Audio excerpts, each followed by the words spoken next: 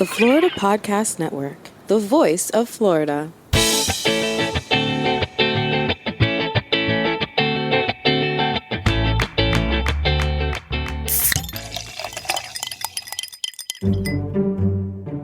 This is Gerard with episode number 38 of Florida's Fresh Mix on the Florida Podcast Network, a random mix of Florida's freshest personalities. Listen in. Hello, everyone. Welcome to Florida's Fresh Mix podcast. My name is Amber, and I'm the lead content producer of the Florida Podcast Network. Of course, your host, Gerard, is with me. Now, Gerard, we're going to try to keep this short and sweet because we have quite the episode. It's pretty long, this conversation, but for good reason. You had the chance to sit down with your longtime friend, Dilo Murad. He is the founder and owner of Avo Miami, which is a fast, casual, Mediterranean-inspired restaurant that has lots of healthy cuisines. Modern Mediterranean, yo. Modern Mediterranean. That's the sexy way he likes to describe his food, which I agree with 100%. Yes, and you were actually there. You visited Avo Miami, and it's not too far from where you live, right?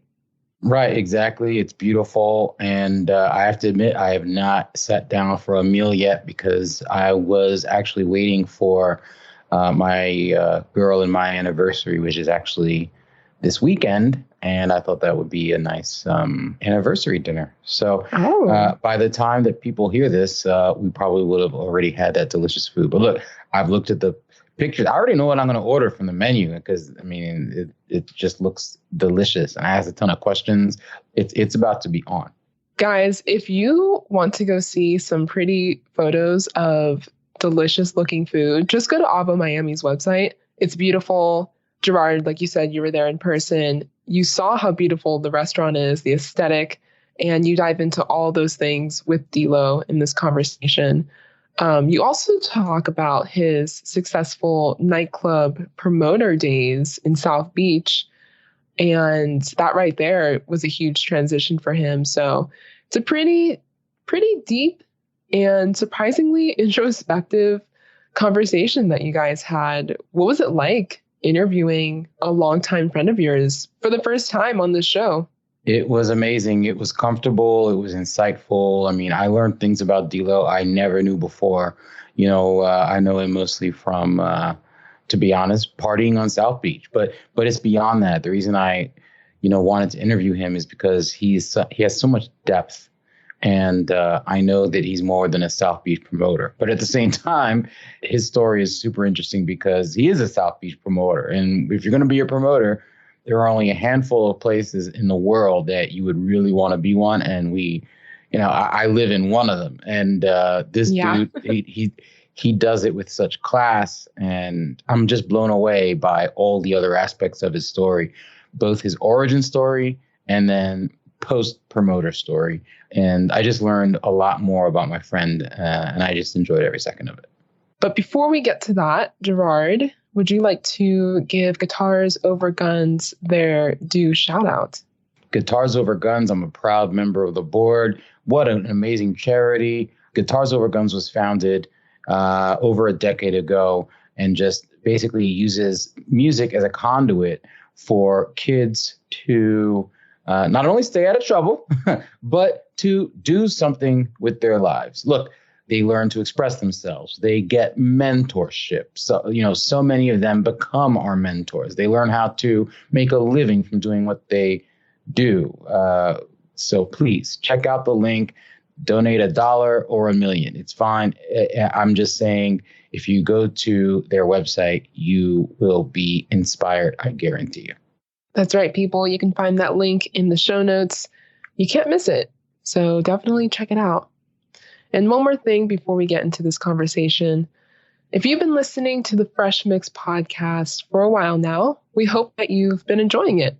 And if that's the case, then we highly encourage you to share it with your friends, family, colleagues, enemies, whoever, your fellow Floridians. Yeah, I mean, sometimes these enemies need to learn something. They need to hear something. Exactly. Please take the time to share and also review it wherever you find your podcast. Also, sharing it by word of mouth is always a great way to spread the love. 5 stars, yo. 5 stars. All right, make it happen.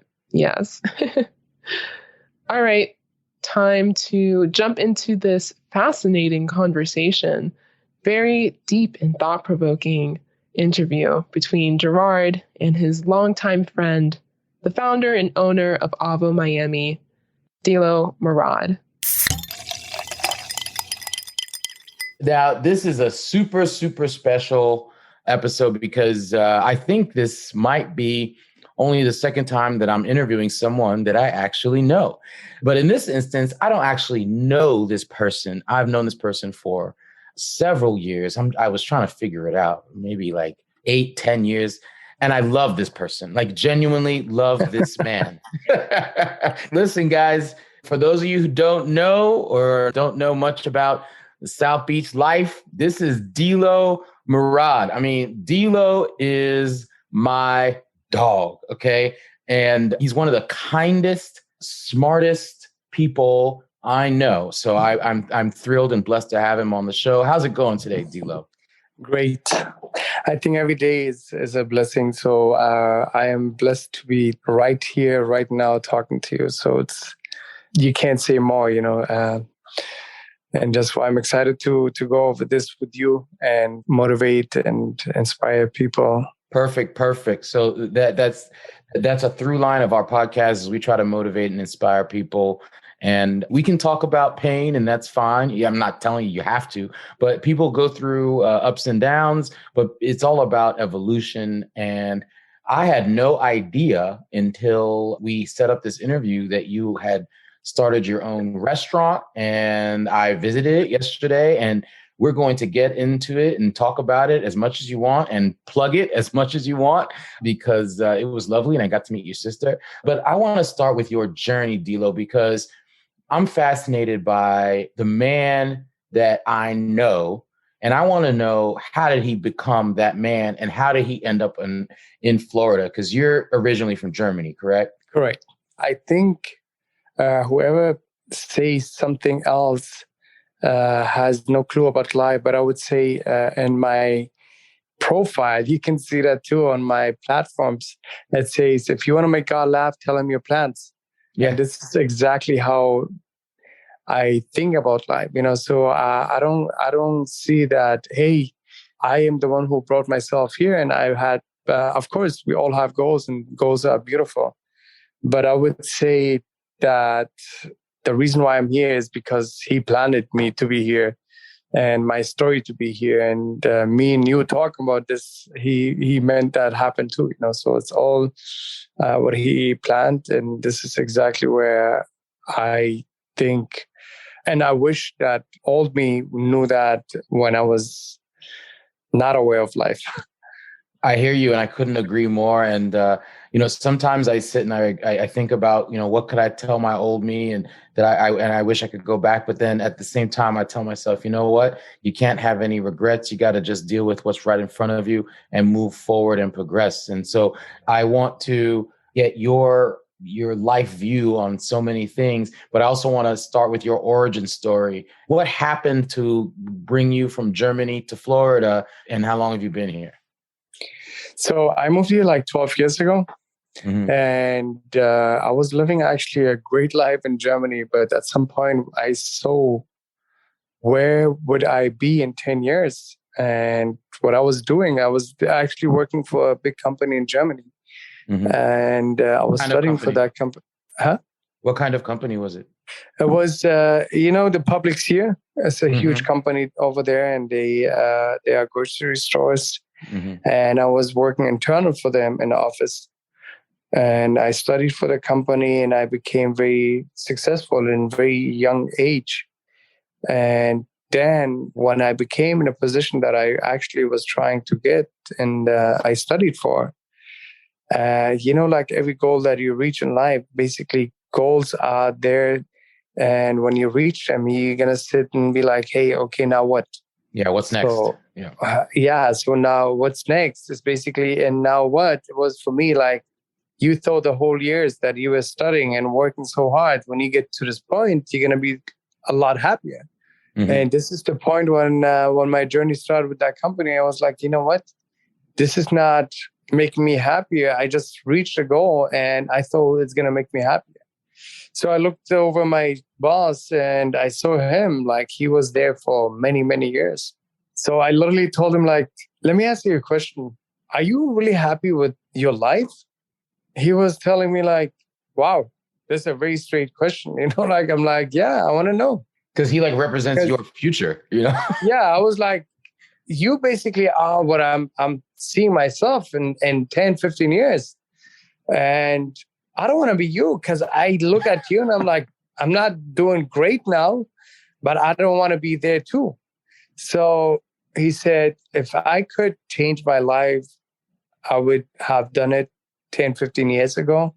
And I wish I would have the mindset that you have right now, asking me when I was in your situation, I should have asked my boss the same question. Wow. I was like shocked in the moment. I'm like, listen, my second question is, if I ever leave this job, would I be capable to get this job back? He's like, any day you want, you are one of the best employees I have, and you're going to get this job back. Go, be a free bird and look for what you like. Man, That was the day I was like, okay, that's it.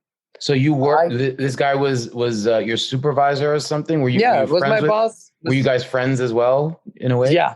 At some point, he was like, he's such a cool guy and I love to have you around. Like I was like the joke maker and, like, how I am. It's like to be around and a fun person. To say the least, yeah. Yeah, no, I mean, to be around, like making jokes, etc. So he was giving me the right answers. And this actually, to be honest with you, now that I'm aware of life and I've had this awakening, your institution is basically telling you what to do. We just don't listen to our bodies.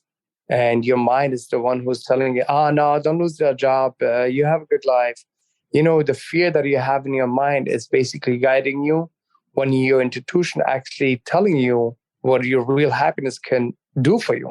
Wow. And that was the day I was like, okay, now, if that is not what I really want and I'm burnt with this job, what should I do with my life? And I was at the point that I really needed a break because I worked like 12, 14 hours a day for that company just to improve myself to somebody. Because the office that I worked for was basically a lot of people that were looking at me because I was young and in a position that people were thinking like, you know what, he's good, but he's one of the boss's favorites. Just why he got this position. Mm-hmm. So in my case, I had to improve more than others. Oh, they were hating. Yeah. Basically like improve myself more than others. And I would get more jobs from people just to make me like, hey, this is not an easy job the way how you think, Right. So I needed a break. So I came and I came with my brother here. Wait, before we talk about you coming to visit with your brother to Florida, I just wanted to say that there's so much to unpack there. And I'll just quickly say, we wrapped up an interview yesterday with a lovely woman named Sabine Kvenberg, who's also from Germany and came to Florida. She lives in Sarasota. And one thing that resonated with me is that one person said something to her in her life, and that sentence that person who genuinely cared about her changed the trajectory of her life. And in this instance, some people don't have a close relationship with their bosses, but you had a boss that had enough kindness and wherewithal and generosity and closeness with you to instead being like an intimidating boss that was actually a friend to you and said the right things to you to change the trajectory of your life. Do you ever sit and think about that sometimes? That's powerful. 100%. Stuff, the thing is, I still have a close relationship with this guy. Every time I go to Germany, I sit down and have dinner with him, or we go out or whatever. That's beautiful. On the other side, now that I'm spiritual and I know how life works, is we are all messengers. Came here for a reason, and nothing ever happened accidentally. Like even a person crossing the street that looks at you and gives you some kind of feeling is meant to happen too. So that meant to happen that I had to ask him that question and he had to answer that way. So everything is perfect the way how it happens. We just put meaning in every situation, and we think like this should work that way, it should work that way. But again, every journey has a purpose, and every question has a purpose, and every message that somebody has for you actually guide you somewhere where actually your purpose is, you know? No, I think that's 100% true. And something that very poignant that Ms. Vanberg pointed out to me yesterday is that not only should you recognize when those moments happen in your life that change the trajectory of your life, but she said, then remember that once in a while and pay it forward. And maybe something you say to somebody else can change the trajectory of their life, you know? So always keep that in mind. So that is the reason why we're doing this, right? Mm-hmm. Yeah, that's exactly right. Yeah, this is exactly why I'm doing this. You know, I take my time for those things because I've been there, and I would love to help others. We are here to be givers, and this is the point where I am aware of and why we do things the way how we should do them. You know. We're not going to get into this too much, but you mentioned giving, and one of the things that's always drawn me to you is that you're one of the biggest givers I know. Even when I've offered you many things, you've always said no. 100% of the time, always said no, and that's always stuck out to me because that goes to your character. But I digress. Anyway, and I don't want to get your head too big. So when you think about America, it's a huge place. There are 50 states. Why did you and your brother pick Florida in particular? And tell me about how you guys made that transition. It's so funny, you know, that day and few days before that, I would see like Will Smith's song, Miami. Yeah. Welcome to Miami. Yeah. Yeah. And I see those palms and I see the water and people on yachts, etc. You know, and one of the documentary that people were showing in the TV, I was like, I want to go to Miami. And it's so funny. And like few years later, I was doing the same exact thing for the TV show. You know, I was hosting the TV show from Germany, how Miami life is. And it's for me nowadays that I look back and I'm like, you were the one sitting on the couch with your brother and thinking like, wow, should we go to Miami? And now you are the one who is doing the TV thing for people sitting on the couch in Germany and watching how Miami works. You were in the TV, dog. Yeah. That's great. Like, it's so crazy, like the way how universe works, you know. So I came here overburned, and I was thinking like, hold on, like life cannot be just working, man. Like life is so beautiful, and life has so much to offer. Me and him being on a beach, like just laying there, that was just peace. That was just like. But did you have a plan? I mean, anybody can say, look, man, I wish I could just live in Maui, or I could live in, St. Martin. But, how are you going to pay your bills? How are you going to make a living? Did you have a plan, or did you just come and No, so the thing is, I was on a beach, and, Jared, it's so funny that we had somebody we were basically almost sleeping. And we had somebody over. It's like, hey, guys, do you want to go out? And we like, yeah. Like a tourist, had no clue what's going on here. They're like, okay, we have a package for you. We pick you up. We take you to the bar. You have an hour and a half bar drinking, like free drinks. This sounds familiar. We take you with the limo to the club, and then you have free entry in the club, and the whole package is $40. Mm-hmm. I'm like, to my brother, yesterday we went out. It cost us so much just to get in, and without, like he's saying, without a line, because we had to wait on the line. Mm-hmm. I'm like, yeah, because there's two dudes and no girls. Yeah, so I had no clue about this, because in Germany it's completely different. You go, you pay your entry, and you go to the bar and drink. There's no tables, like door guy, whatever. And I'm like, that sounds, let's give him a try. Mm-hmm. And we go out. You remember who this guy is, or you don't remember him anymore? Yeah, I remember him completely. I used to work for him then afterward. Okay. We won't mention names. So the story is coming. Yeah, so the thing is... You think it's someone I know? No. Okay. There was a limo promoter. Right. So what happened is we went there. Basically, the bar was full, and then we had the shadiest liquor in our life. We had the worst headache the day after. There was probably like the $3, I don't know, a liquor, vodka from 7-Eleven. Do you remember what club it was? So here's the story. We went from the bar inside the limo. The limo was so packed you couldn't even get in. So, like when you pack those trucks to get all the employees somewhere, I don't know, like they packed us in that limo and then he got us in quick at Mansion. And yes. Yeah, so when we left around 3-4 o'clock, I told my brother, listen, I don't see those food trucks outside. Because in Germany, it's very common when you go to the club, when you leave, all the food trucks are outside. So you can eat any food type you want, like wraps or pizza, whatever, Yeah, it was like that when I was in Amsterdam. Same thing. Yeah. Mm-hmm. So I had the idea to do this type of döner. It's a gyro, Turkish gyro. Yeah, I love it. Yeah. So I had, in that moment, the idea, being drunk, the idea like, man, I wish I could eat something, but something like that. It's basically healthy, quick, and right in front of the clubs, they have those trucks in Europe, And the day I woke up, the day after, so I told my brother, man, I really want to live here. I am a Cancer kid, so I love the sun. It's always warm. I love the water. I'm a beach person, like I love to be close to the water. And everybody's very kind and nice. So that was already in my mind. My brother was like, you're crazy. You have a great life, man. You have your own apartment. You have everything. You have a nice car. You have a good job, a serious good job. You have a good income. And I'm like, he doesn't understand me. Like, is your brother older or younger? Younger. Mm-hmm. He was studying to be a pharmacist. He's a pharmacist now. And I was like, man, this is not where I can talk to somebody about it who understands where I'm coming from, because my whole family, I'm the older one and I'm the school for the family. Mm-hmm.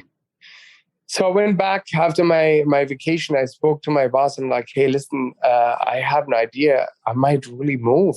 It's like, you meant it really serious. And last time when he said, if I get a job, I'm like, yeah. He's like, listen, my son, I would love for you to experience the world. Go do it.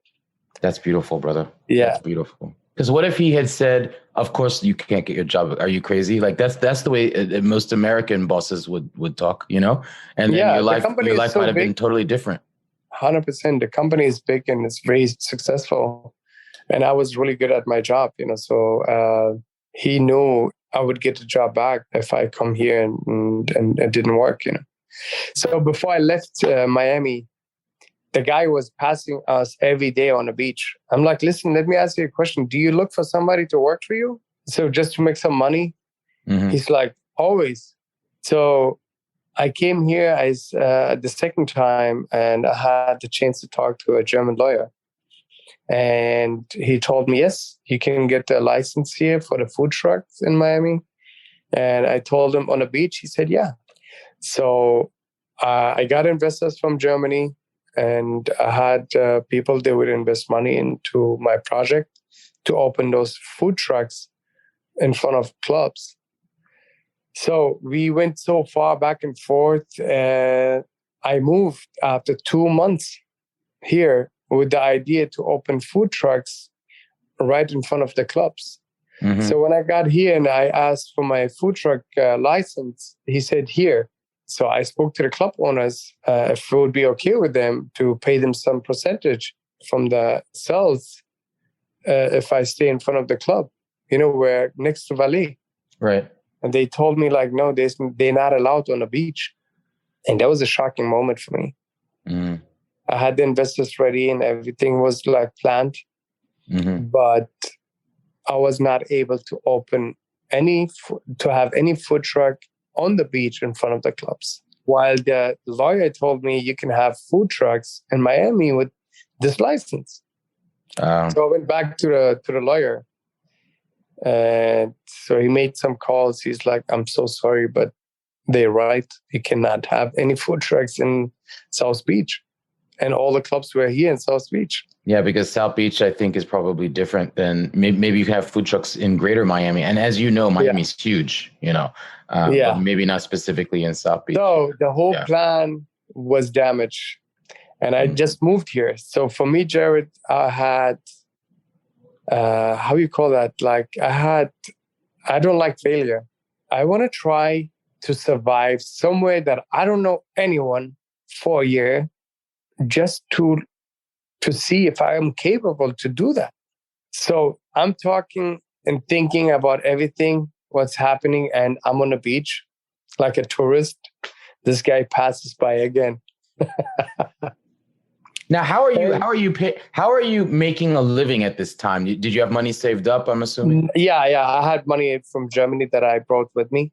Okay, good. And I have rented an apartment here. I put money down already. Now you ran into your muse once again, the guy that keeps coming back. The guy came back again.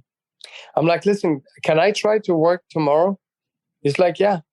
Jared, the first day, he's like, okay, if you bring me people, I give you $10 each person. Mm-hmm. I'm like, okay. I literally started the day walking from the 41st Street all the way to the 1st Street, back and forth twice in the hot sun in Miami Beach, asking every group, hey, do you want to go out? I have a limo package.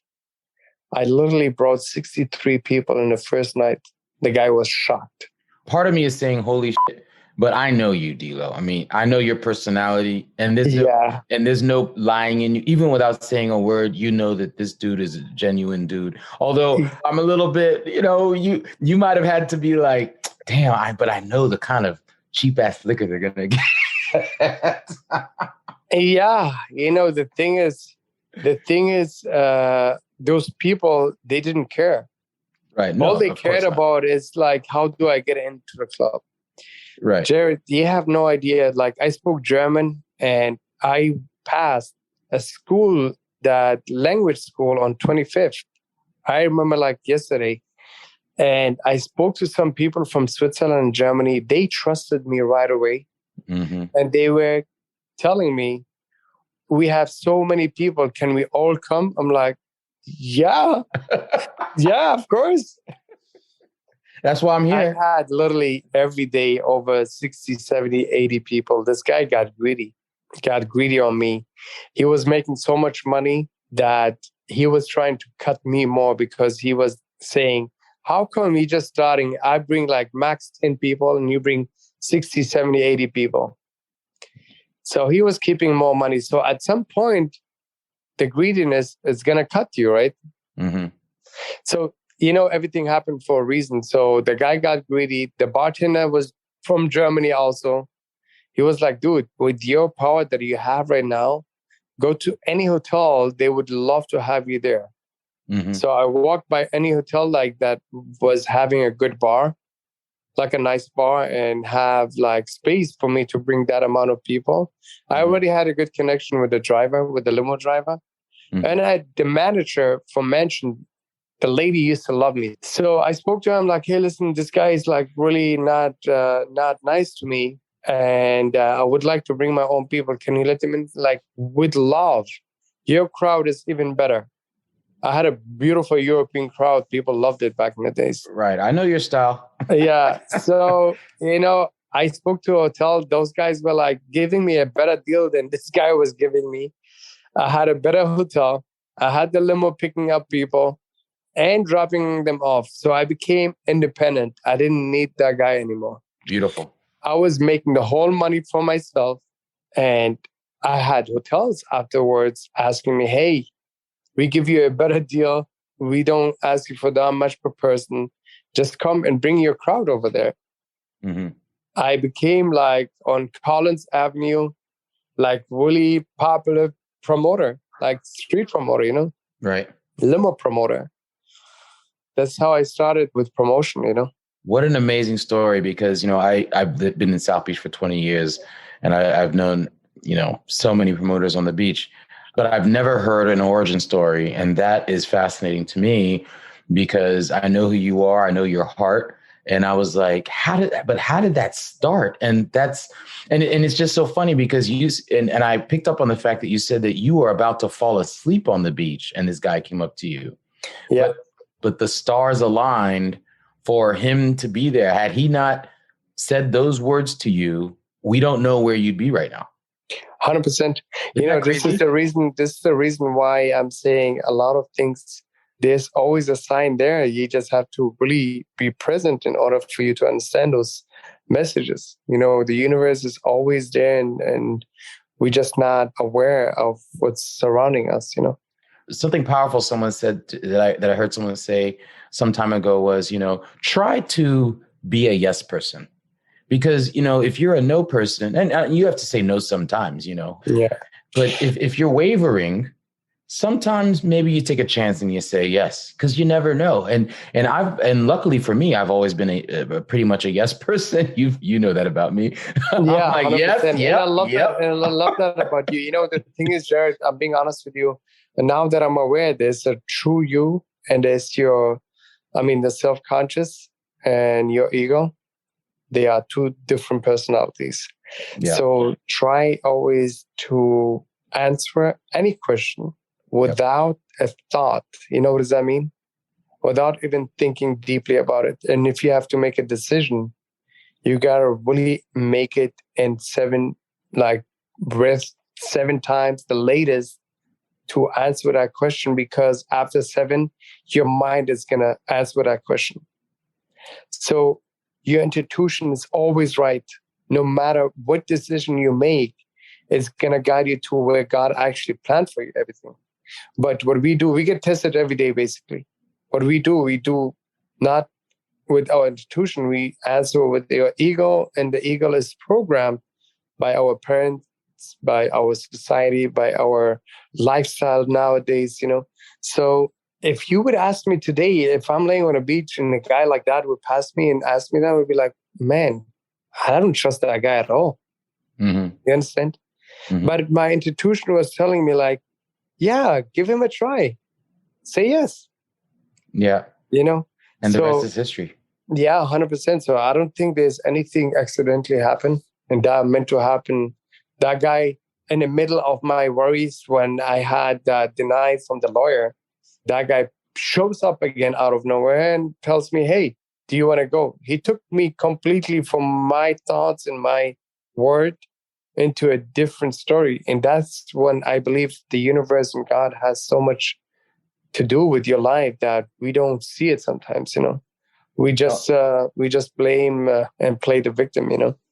No, I think that's exactly right and spot on. And what I tell people all the time, you call it intuition and I call it gut. You know, I always tell people, you know, sometimes your brain tells you one thing, your heart tells you another. And sometimes those two things are in conflict, particularly in affairs of the heart, like when you're in love or something like that, or you have a crush. You know, my brother, you mentioned a beautiful thing, and I totally agree with you. And a lot of people who are aware of how your body works and how really a human being in the universe actually connected is your heart has a brain too. Mm-hmm. Actually, the energy and the molecule that are inside of your heart has a lot more frequency than your brain. Mm-hmm. Mm-hmm. And this is something that is not me telling you because I'm spiritual. This is like proven. The scientists prove that the heart has a lot of frequency, and this is like a brain that exists. And so if you have the connection between your brain and your heart, you're always going to find an agreement between them, and this is easier for you to answer any question. But because our ego and our brain is so programmed that we block our heart by making any decisions. I think that's exactly right. And that's why I think the gut comes in. And I think, like, you know, being really attracted to someone that you just met, but they might be wrong for you. I think that's the perfect example, because your head might be telling you they're wrong for you, but your heart is like, I want to give it a shot. And then you're having a disconnect and you don't know, how do I make this decision? Then that's when I say, then that's when you listen to your gut. What does your gut tell you to do? And I feel like you have to go with that thing in your chest, that thing, like, I'm not talking about your heart and I'm not talking about your brain. I'm talking about that thing in your chest that is basically telling your heart to shut the f up and your brain to shut the f up. This is really what's right for Dilo. This is really what's right for Gerard. And you know it, and you might not like it, but you know it deep inside right deep in there. And that is what I call my gut, or what you might call your intuition. I mean, correct me if I'm wrong, but I feel like if your gut tells you to do something, that's what you should do. And then I firmly believe that. Let me know if you have any. I couldn't agree more. To be honest with you, we are like animals, and we are like, the only difference between us and animals are we are aware that we're not animals. That makes a difference between us. Yeah. So I'm gonna just give you the easiest example. You know, birds, when you have a storm coming up, those birds are gone a while ago, right? Mm-hmm. That's because the intuition, the gut feeling that you talk about, they use those tools. We as human, we have a mind that is going against all our feelings and describe every feeling that we have and the way how we are programmed, not the way how we are born with it, because you have everything that you need in your life. You're already born with it. Any question you have in your life, you have an answer inside of you already for it. Wow. You don't need anyone to help you because you are born perfectly and you are born with everything you ever needed. But we basically look outside of us to get help, to be validated, to be loved. You know, I'm going to give you another very simple example. Everything in the nature, it's born from inside out, right? Mm-hmm. But we are... What do you mean by inside out? So if you plant a seed, it's growing from the bottom out to be a tree. This is how actually everything actually starts in you, with you, and not outside of you. So love have to exist inside of you more than outside to get. If you cannot love yourself, you would not be able to love anyone. If you don't trust anyone, you cannot trust anyone. If you don't lead yourself, you cannot lead anyone. So if you cannot control yourself, you cannot control anything outside of you. So this is when I say we are already perfect the way how we are. We just give meaning to everything that we our mind is saying, oh no, this is like that, this is like that, you know.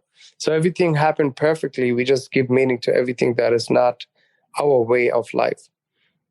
Right. And I think as far as, you know, loving yourself first, I mean, I completely agree with that, and looking inward and resolving those things first. You know, I just mentioned to someone the other day, it's like, I can't help you because I got to put my oxygen mask on first, you know, like they say on the plane, right? You got to get yourself right before you can be your best self to help someone that you love.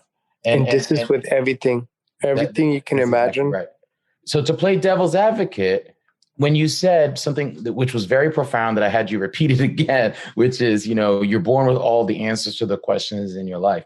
I think that's so beautiful. But to play devil's advocate, don't people need advice? How does that fit into your lexicon? If they need an advice? Yeah, people need advice too. You don't have all the answers. No. Listen, so this journey is a never-ending journey. Mm-hmm. You know, I think you learn.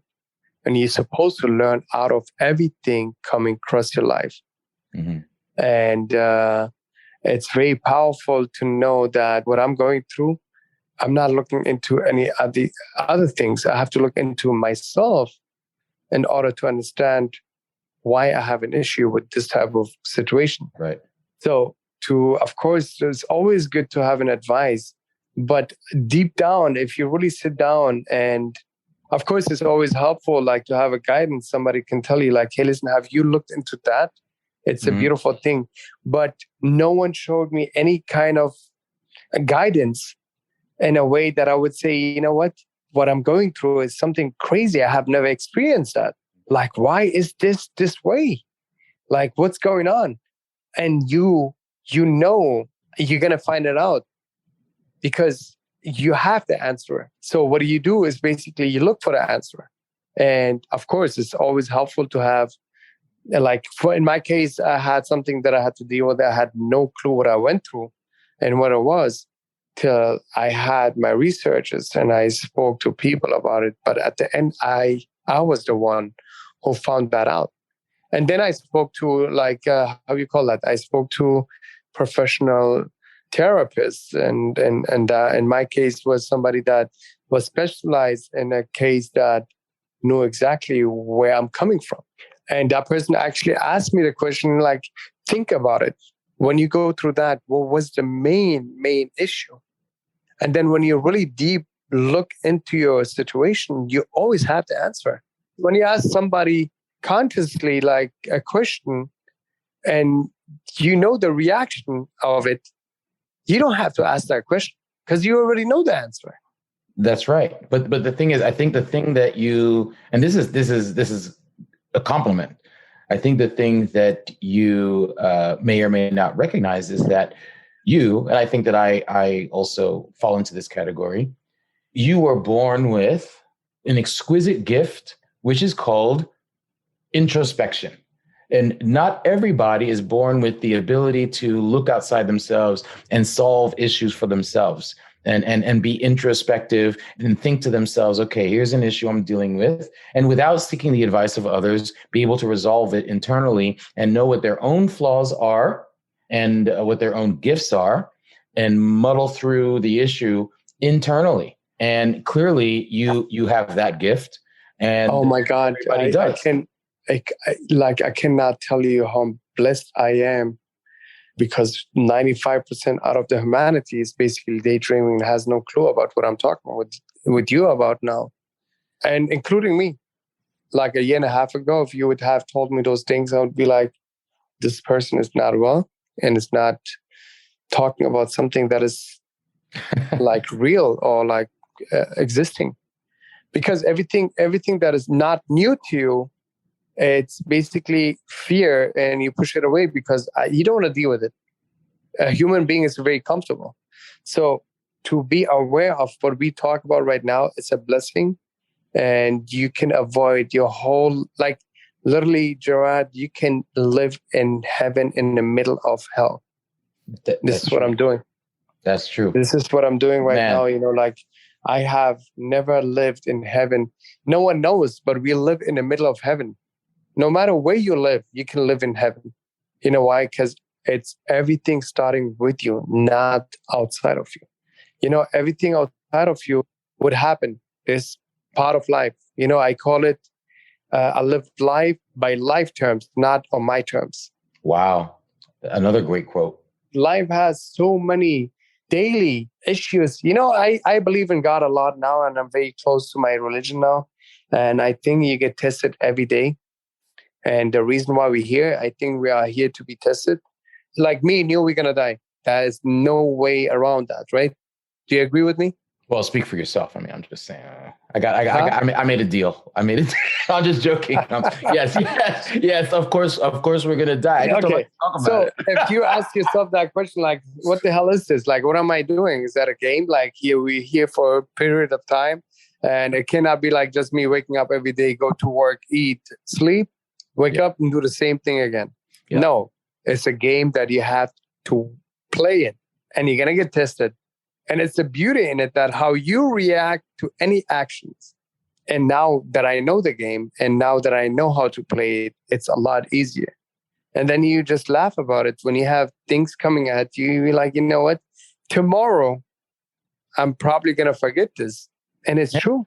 That's so funny. I always tell people, one of my quotes I always tell people is, because people come to me for advice like a lot, like to be honest, between you and me, although everyone's gonna hear this, like it's too much. Like, you know, I got my own life to live. I got things to do. But people are constantly coming to me for advice. And I always say, whatever you're going through right now, always remember that a year from now, you and I will talk about this. Gerard, you would not grow if you don't go through those things. There's no pain. But we will laugh about it. A year from now, gain. We'll laugh about it.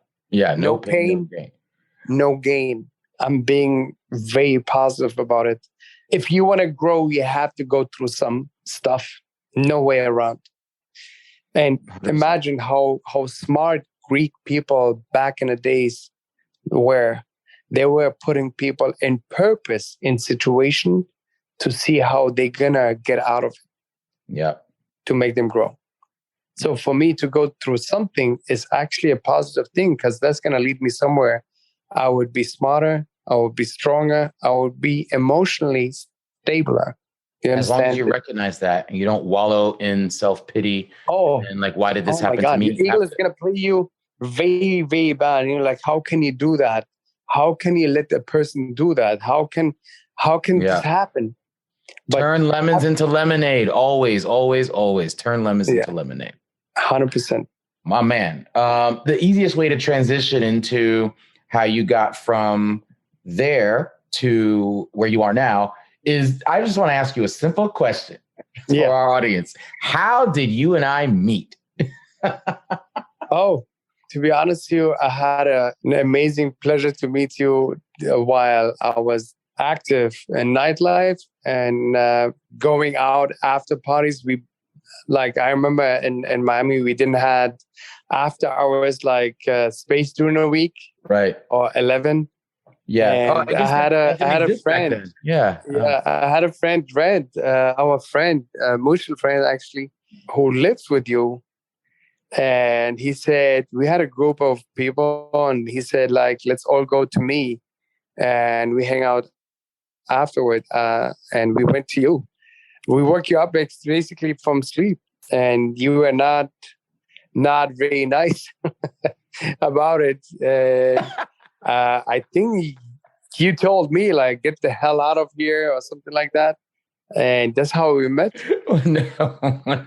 Yeah. That was really for me, we were drunk. We were with a lot of people around. And then I was the loudest, probably laughing. And that was the famous get the out of my penthouse incident. Was that the first time we met? you guys were living together and I had no clue there's somebody in the next room sleeping. Well, knowing you, if you had known, you would have been quieter. Yeah, 100%. You know me better now.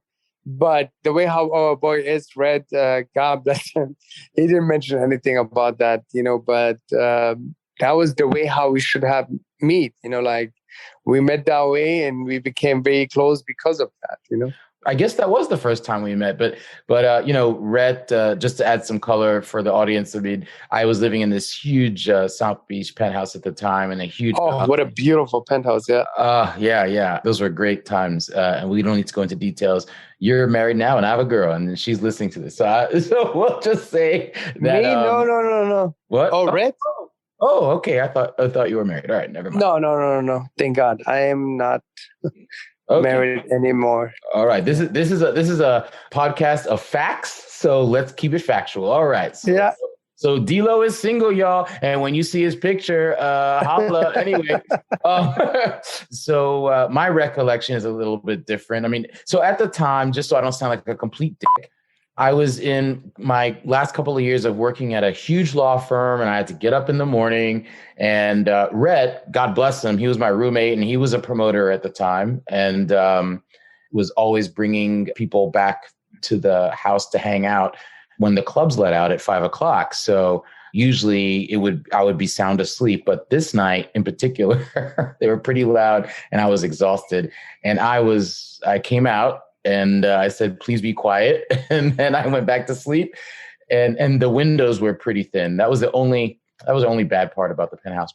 And then I just got infuriated. And I rarely get angry. I mean, Dilo, you've never seen me angry except for this 100%, time, right? So, and I got out and I just said to everybody, now, mind you, it's like a couple of guys, Dilo and Rhett and some other people, and just all these gorgeous women. And a normal person would be like, you should just go out and hang out. But me, I just cared about my sleep. And I said, everyone get the out of my penthouse. Everybody out. And then I think it was just a few days later, you came back and I saw you and I apologized. And we've been besties ever since. Because I am blessed to have you. Man, it's been great. As a person in my life, brother. I'm just glad that you didn't think I was a tyrant or an asshole to that completely, because now we're here, and so when we met, you were doing the promoter thing. You had graduated from just representing, working for hotels to also nightclubs, and I mean you were the man. Let's just be honest, you're the man. And so at that point I was already really known. And people were talking and clients were coming my way. I had a lot of blessings. At that point, I was already really one of the top ones. right now, at this moment, do you still have any connection to the South Beach nightlife? Or are you fully focused? Yeah, of course. Okay, okay. I'm working for David Gottman, and I work. So I have my own night at Swan with a couple partners. So you're mentioning names that I don't know. I don't know Swan. I don't know anything about what's going on in the nightlife these days or who's. So basically, there's a very nice venue that belongs to David Codman and Pharrell, and we took over one night over there. Okay, I know Pharrell. All right. Yeah, we took over a night and we throw an event there every Monday, and it's been very successful so far. Okay. And yeah, the rest of the days, I have a couple other days that I work as a host for him. But my main work is basically Avo. You and I, without putting each other's business out there, you and I both know that we loved those years. We loved it. I mean. Oh yeah. I know I did, and I know you did. But you know what? I think that people will probably try to read into what we say about like, yeah, we loved it. But there's also just. It was just fun. It wasn't when I was hanging out with you. I didn't. I know exactly where you're going with that. To be honest with you, when I reached a level that I said, and now what? It became to me like that I'm paying a price way higher than I'm getting out of it. That was my health. That was my time. Mm-hmm. And that was my purpose. Well, I think. And my goals were. Yeah. I want you to continue that, but let me just say this really quick, Dilo. I liked it because I felt like it was part of a family, and I was dealing with people like you and Red. You see, the part is that you don't know. It's basically you came to have fun. Yeah, so I was on the different side of it. You were getting crushed. Completely, yeah. Yeah. You were on the other side. So I had to work all day in order to make the night be successful. For me. The only reason I know that is because my roommate was doing that. And I was like, damn, I couldn't believe how much, shit he had to do during the day to prepare. And I was like, there's no way that my body could handle all of the effort. And besides that, like you are so stressed all day long and to make the night successful. Mm-hmm. And then everything happens sometimes different. And then you have to host people. It's very stressful. And then beside that, I always had clients to drink with them and to stay up that late. Right. And doing that all over again and again and again, that was very, very exhausting. How long was it pure fun? And then or was it never pure fun? And how did you make that transition? No, in the beginning was like, wow, I'm getting paid basically to have fun. Mm-hmm. So when you do that like 3-4 nights, and I was doing it in the beginning for 6-7 nights. Mm-hmm. I was working literally every night. I work all day long, bringing people out, drinking with clients, hosting them. It became very, very drowning to me. And my body was just exhausting. Did you have any time to exercise or eat right or anything? Even if you exercise, it's about sleep. It's about not drinking. It's about your mental stress. For me, at some point, I was like, you know what? Yes, you making money. You are on top. But don't forget, you're also paying a lot for it. That was something I was like, you know what? What is my purpose? My purpose is not like just to, I love to host people. Mm-hmm. And I love to make people happy, but I'm not doing them well and I'm not doing myself well. What made you make a decision to stop the rigmarole or the intensity of what you were doing? I started realizing that. And then when I started realizing it, I started cutting the days to drink. So I started doing like only 2 days in a week. Mm-hmm. And then I started looking like, wait, hold on, I have to get healthier. Because if I have $1 million and my health is damaged, I can't pay $10 million. I would not get healthy. I tried to detach myself from alcohol and everything that is not authentic. And that's how I became like aware of my situation. Let me ask you a question, and we can cut this out later if you want, or we can keep it in. I've told you before, more than once, I'll just randomly text you and be like, damn, you've got a beautiful little boy. Like I just love, I love seeing you with him. Like, I just randomly poke you and be like, I'm crazy jealous because I don't have any kids that I know of. And I would love to. Is there any correlation between the time that you were deciding to make those life decisions and when your son came into your life or you were thinking about having a child? I think even that, it's God's plan. And even that meant to happen to me in order for me to change my life too. Mm-hmm. So what happened first? That was God's message to be like, yo, I'm going to send somebody your way. And okay. For him to also give me a message. Hey, listen, I'm your mini me. Like, whatever you do, I'm going to do it too. So I was like, okay, I have to be spending time with him in order for me to have my kid raised good. To be an example for him, yeah. That's beautiful. So what a beautiful kid he is, I have to say.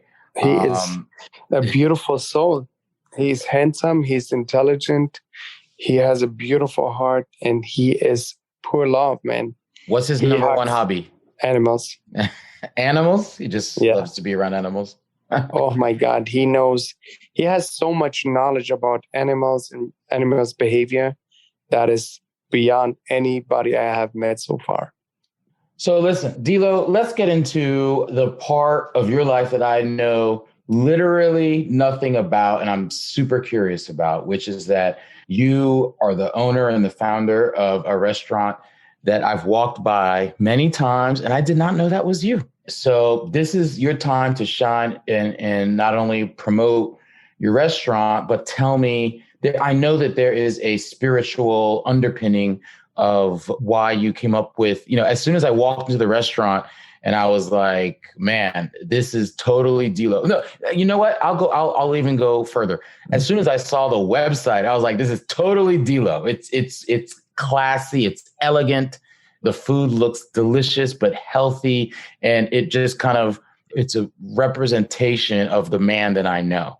So tell me, how did you haven't completely left the nightlife, but you're not doing it like every night like you did before. How did you transition from that into entrepreneurialism and decide on a restaurant? How did this happen? So the thing is, to be honest here, when I start to realize what's going on and my health is very important to me, I start looking for things, where to eat, etc. And I have never been satisfied with the food that we had here. Mm-hmm. And we had some healthy spots here, always. But there was always like a cafeteria style. And I really knew that there's something you could do, real cooking food, but clean, like a homemade meal. So for me, it was important that I go and I don't have to eat always cold in a wrap in order to be healthy. I started during my journey of promoting, already like traveling a lot and looking for like inspiration. And I saw a lot of inspiration out there, what we could have done like here. And I was like, man, this is something missing here. Mm-hmm. Then I found my purpose in it because I saw like, you know what, if I have that here, even me as a customer, I would go every day and eat there. Mm-hmm. I am a customer before to be an owner, like for me was something missing. And I was like putting that together little by little, no rush. I still worked 6 nights a week and I had a plan. Nobody knew about it. And I put the menu together. So when the pandemic happened, right before the pandemic happened, I signed a lease here on West Avenue. So like God will and want, I went back and forth with these guys and they never finished the grease trap and time. Things you need for the restaurant. Yeah. Correct. Mm-hmm. And the thing is, because God planned to have another place for me and a better place actually. And so that is the way how I end up opening in Sunset Harbor and not West Avenue, That's perfect. And I love the way that you kind of did it, on the fly at your own pace. But you ended up opening up during the pandemic. Am I right about that? Yeah. So I took over that spot during the pandemic. People said like, you're crazy. Again, I was listening to my intuition and gut, like you said, and that was the right decision, Excellent. And when you look at your menu, when you look at your website, when you step in there and you look at the aesthetics there, I could pontificate about what I feel that your vision is and what you're trying to accomplish. But this is your chance. Tell me what you're trying to accomplish with the food that you're serving here. Yeah, during the pandemic, a lot of stuff went through my head, and you ask yourself, like, man, what is that really that you're looking for? So this is when pandemic happened. I looked for my real purpose. So when you know your real purpose and the reason why you're here, and you had a wake up call like I did, you're questioning a lot of stuff. And this is how I started to realize, the industry that I'm in, that I'm opening a restaurant, had a purpose, and the message that I had was always there. I want to give what I have. I want to make people be motivated like me and eat healthy in order to have a beautiful journey. Like you need your health. And I put that was my message. I found myself to be motivation for others, like to look up to me and be like, you know what, this guy is so healthy. I want to be just like him. I want to eat like him. And that was the idea. I was like, man, in order for me to change a world and the world that we live in, I have to start in me first. I have to be first the person that I want to look up to and that want to help others. And how can I change the world if I'm not able to change myself? Be the change in the world that you want to see, right? Exactly. And this is when I said, okay, what is the purpose behind this? So the purpose behind Avo is basically to get people healthy, to put that all over the world so everybody eats something that is very authentic, doesn't have to sacrifice anything because they like to be healthy and eat healthy, And the idea behind Avo is also like to put it all over the world, and that money that comes out of it to be put into education for children. I think if you want to change the world, you have to start by children. And I feel like the programming that we have right now is not the right programming.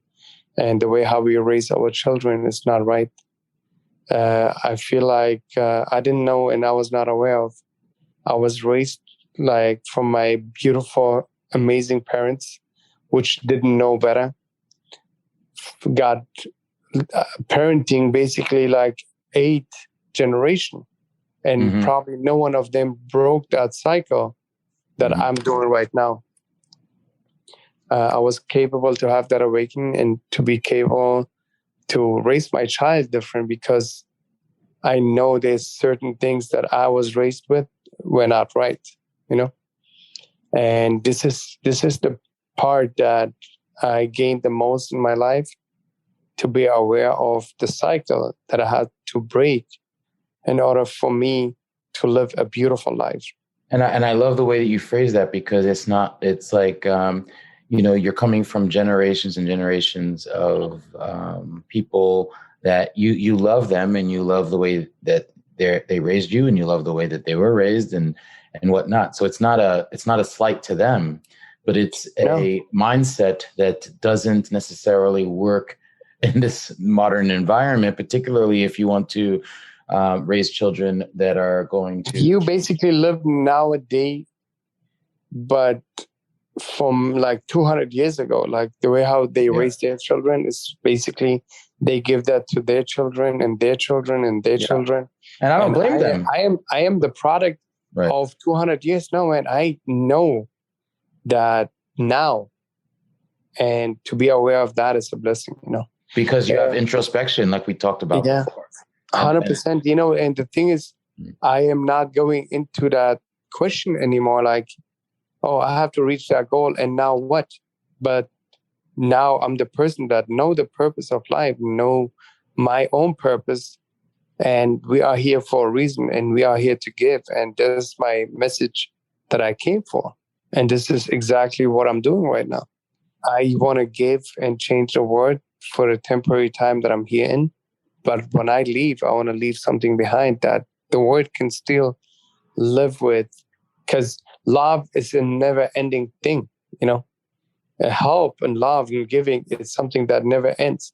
A goal, you can reach it with time and a place. but love and purpose never ends and has no ending. It's always going to be open and spreading out, you know?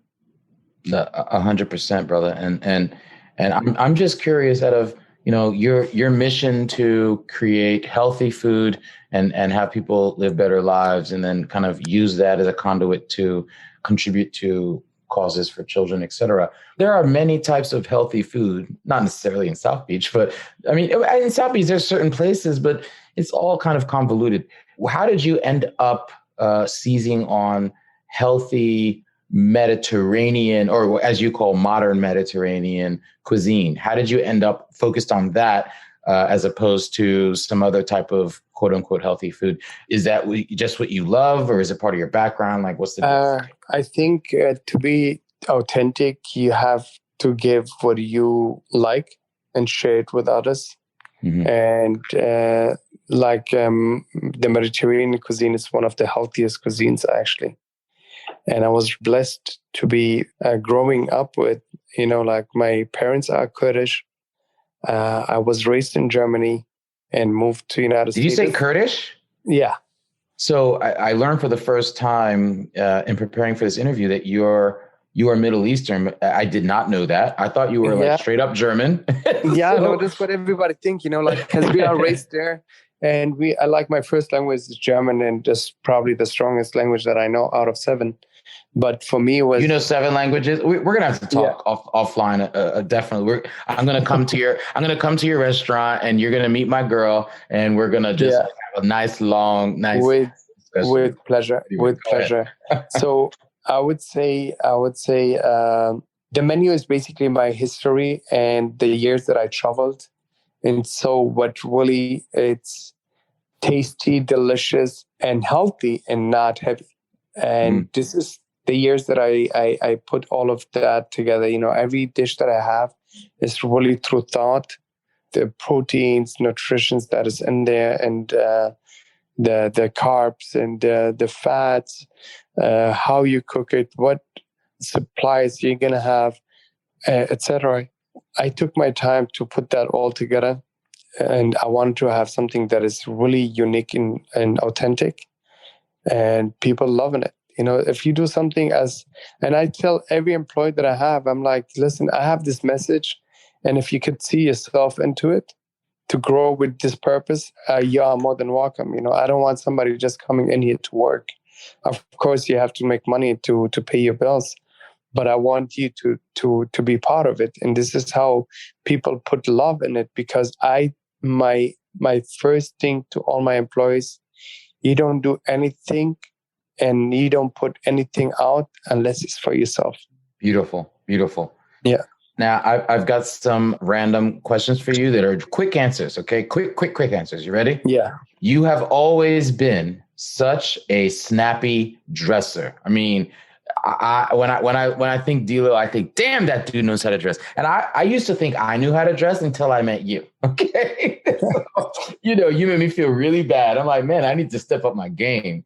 Where did you get your fashion sense from? Quick answer. I love to dress up. Yeah, but that's not answering my question, dude. How? Where did you get your fashion sense from? Were you inspired by a particular person? Did you always dress like that? I love. You always dress like that? Oh my God! If you have passion for something, you can move mountains. You're still not answering my question. Listen, that is the answer. Audience, I taught myself how to dress. Oh, you taught yourself how to dress. That's the answer. That's the answer. Yeah. This is the first time I think we should include multiple pictures of our guest, because this dude really knows how to dress. I literally had a lot of my friends from Germany, and they were Italians, and they were like, "Man, you know how to dress so well." And usually Italians are the one. Like I remember, like when I was young, a lot of my friends, Italian older, they were dressing up very nice. But you know, I think you just have I'm very creative, you know, like I love to put things together. But once you love something, it doesn't matter what it is. Yeah. I think once you found a passion for it, you just do it naturally, and that comes so unique and nice. And thank God I work out and I do things for myself and I take care of myself. And it fits everything very well. It's a combo with everything. Well, good for you, brother. And your hair ain't bad either. And as someone Yeah, no, I literally had 2 days ago, I compliment somebody on the way how he dressed. It's like, I'm being honest with you, I have looked up a lot from you. If you don't mind, it's okay. I'm like, man, I love it. I love it. It makes me happy. And I didn't know that you looked up to me, but it's cool. Nah, head to toe, man. I mean, my mom was had a beauty. She was a beautician growing up, and she had her own beauty shop. And so I've always loved the way she did hair and whatever. So I've always been obsessed with doing my hair. So I've always been able to do my hair very, very well. But I need to step up my clothing game, man. So, I think we are all beautiful and we are very unique. We just look into others people and forget about our beauty.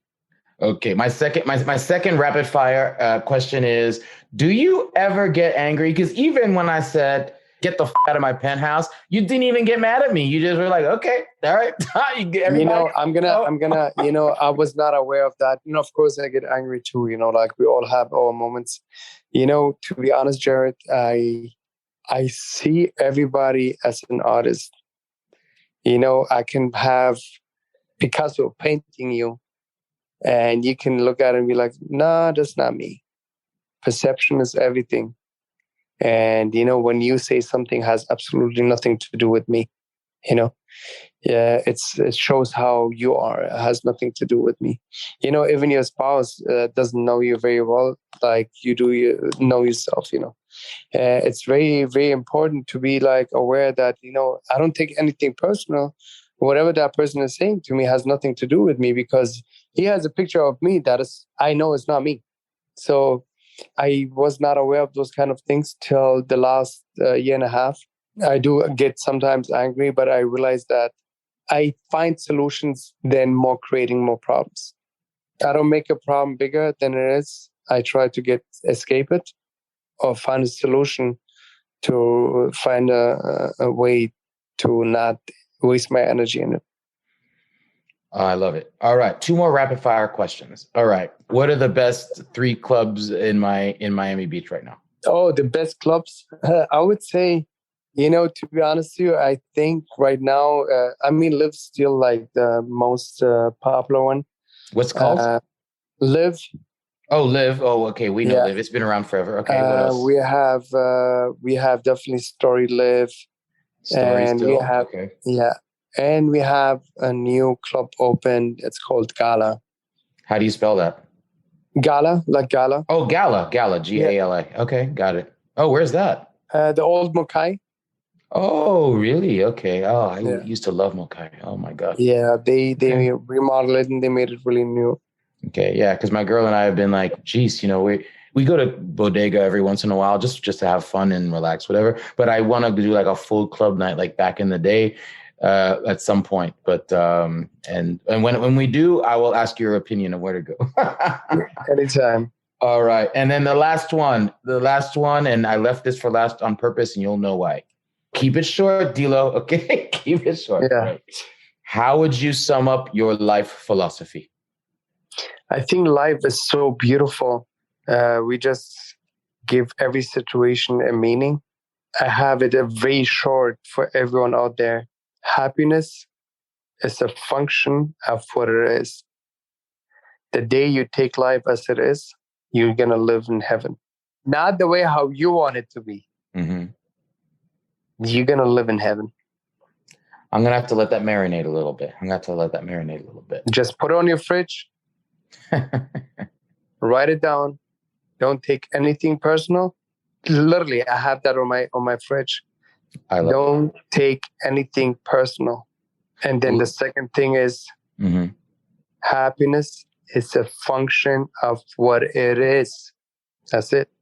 And that's a perfect way to end. And I could have talked to you forever, but and I will talk to you forever. That's the beauty of it. Because but just not on this episode of this podcast. But I will definitely see you soon. I cannot wait. And I was eyeing that branzino. I want that fish, man. I really want to sink my teeth into that, but we'll see what happens. Anytime.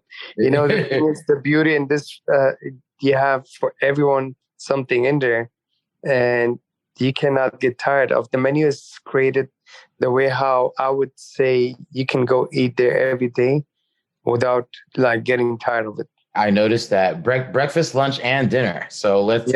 So this is the plug time. So where can people catch you and follow you on social media or Avo or anything else? My social media is Dilo Miami, DILO Miami. My restaurants is Avo Miami, and I love to motivate people on my platform, like on my personal. I post here and there some stuff that is helpful for people to think about what the meaning behind this, the story is, you know. Perfect. Well, we'll include all of those links in our show notes. And thank you so much, my brother. I mean, it's, man, I just feel so blessed because, you know, I feel like certain people have different. It's the energy. You've just always been way up there. You've always been a very real dude and always felt love and comfortable with you. And I've seen promoters that were sketchy as fuck.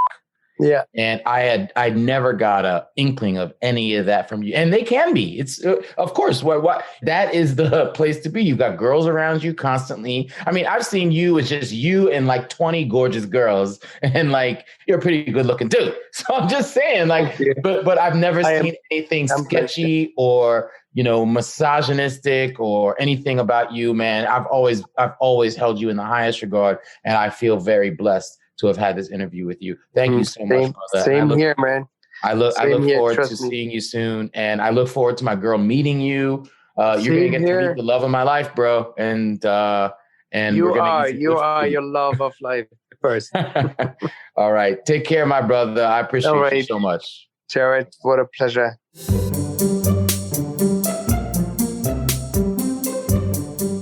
Listen, as you can tell, I really love this guy. I mean, Dilo is an inspiration. He's the real deal, y'all. And I don't see any negativity in him ever. And as you know, I'm a perpetual optimist, and I feel like he and I are kindred souls. And you can see why during that interview. And we learned things about each other, which I just really, really loved. Things that you can't learn when you're just partying in the most exclusive, fun nightclubs in Miami Beach. And you're like, hey, you know, can I get another bottle? Like, that's not the best time to discuss, you know, soul searching and life philosophies, right? A couple of things for my fresh take. I just wanted to ask you, are you friends? Friends? Like, everyone has a different opinion of like what friend means, but are you friends with your boss? Are you able to do what Dilo did, which is to ask his boss, who is a friend to this day, it sounds like, and was also a mentor? Hey, are you happy with your life? Because I'm about to be you. Like, I'm gonna be you one day. And his boss was honest enough to say, you should do what makes you happy. Were it not for that one piece of advice, Dilo's whole future might have taken a different trajectory. Now, look, I'm not trying to say that you need to strike up a friendship with your boss, because there are a lot of complications like that. But if it's organic and it's natural and you happen to be friends, then think about asking those questions. It kind of reminds me of when I was a mid-level attorney. And I was thinking to myself, you know, do I want to become partner at this major law firm and dedicate my life to this stuff? Or do I want to take the knowledge that I've learned, because I'm a corporate attorney, and start a business and do something non-law related? And I was really on the fence, because I really loved the people that I worked with and the work I was doing. I'm a nerd, and I was kind of plateauing as far as, what I felt like I could learn. I'm not saying that I wasn't learning every day, but the learning curve was getting flatter. Okay. And I looked at the partners around me, and for the most part, they just didn't seem happy to me. The only time they seemed happy to me, and I'm generalizing, but because I'm sure there were exceptions, But the only time they seemed really happy to me were when we were on like our firm retreats and we did something fun. So, I talked to my partner that I worked for primarily. I was asking him about the partnership track and whether I should go for it. And I'll never forget that he said, Gerard, if you just stick with what you're doing and keep doing exactly what you're doing, you'll hit a triple, as a baseball reference. And you'll never worry about money in your life. And believe it or not, he thought he was encouraging me to stay at the firm and remain a corporate lawyer. But that actually made me think to myself, maybe it's just me.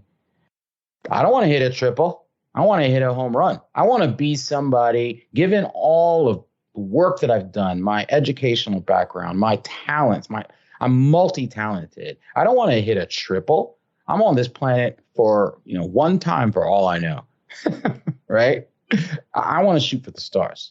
I want to be my own boss, and I don't want to answer to anybody. And so him saying that actually convinced me even more to eventually leave the legal profession. Now, obviously, I'm still an attorney, but at least I've done it on my own terms. I've been a solo practitioner for the last 10 years. So all of that to say, it helps if you can ask your boss and get an honest answer. It can change the trajectory of your life, believe me. And the other thing that I would say really stuck out to me in this interview more than any interview that I think that I've done is Dilo's ability to be introspective. Now, I think that we've had so many guests on this show that have that ability, but he really dove into it. And your ability to kind of resolve problems internally in your own mind. And it's a delicate balance because that doesn't mean that you should hold everything in. I would never, ever advocate for that. And I believe that people need mental health support. And sometimes you just need to vent to a friend and you just need to let things out, whether it's through therapy or through, just unleashing on your bestie, whatever it is. Don't hold all of that shit in. OK, even before you do that, if you have the ability or cultivate the ability to recognize your own flaws, your own shortcomings, your own things that you need to work on within yourself, and you can figure that out on your own in those quiet moments, it will help you grow. And then you will have a better conversation, if necessary, with the person that you share those feelings with. And I'll just close with this. Dilo is the most unselfish person I can imagine. This dude always said no every time I offered him money for what he was doing for me. He did it out of the kindness of his heart. He always took care of me. I could show up by myself and he would take very good care of me. This dude is a very, very genuine, sincere human being. He never expected anything in return. He's just a beautiful person. So I just wanted to end by making that extremely, extremely clear. And that's my first take. I hope you appreciate it. I can't wait for you to listen to the next episode of the Fresh Mix podcast. I already know who the guest is, and I already did the interview. It's going to be on. All right? Take care.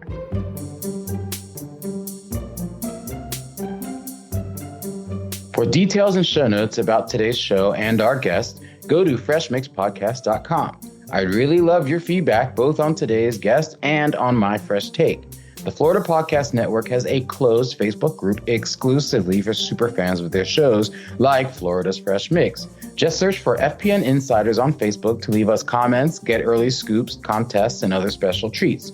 Or you can just complain about how, once again, we have a holiday weekend coming up, which just so happens to fall on my anniversary with my loving, wonderful girlfriend. But I know it's going to be hectic just to have the dinner I want and to do what I want because everybody comes to South Beach on holiday weekends. So this is the cross that I have to bear. And you're probably out there saying, oh, Gerard, you live in paradise.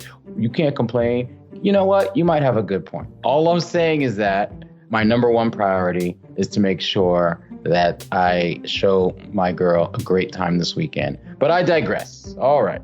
Be sure to visit all the great shows on the Florida Podcast Network. You can find them at floridapodcastnetwork.com. Keep catching Who's Fresh in the Florida Mix with Florida's Fresh Mix podcast. Flintstone Media has been the digital messaging bedrock of several brands and businesses, serving as a highly resourceful podcast production house and consultancy firm for over 6 years. Visit flintstonemedia.com for podcast samples. From show development and setup through recording and distribution, work with a leader in the industry and add a new podcast to your brand's content offerings. That's flintstonemedia.com.